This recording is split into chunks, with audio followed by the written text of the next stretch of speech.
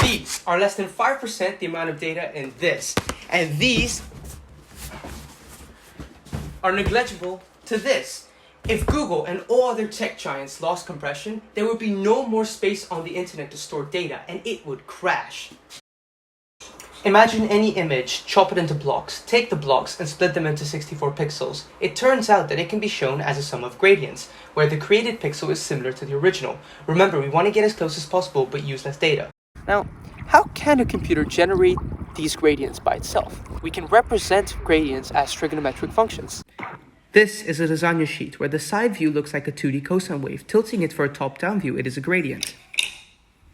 A computer can manipulate cosine functions for gradients. Bright white in a gradient is the peak of the wave and black is the trough. Two important relations. If there is a function in the form f of x equals cosine b of x, b affects the frequency. A bigger b means a bigger frequency, which means that it crosses the x-axis more often.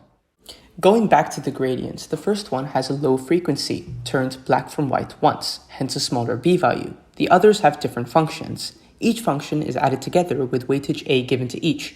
It represents how much of that gradient is seen in the pixel. Close to 0 is barely seen and removed to save on storage. All the pixels in every group together encodes one image, which is then stored and accessed.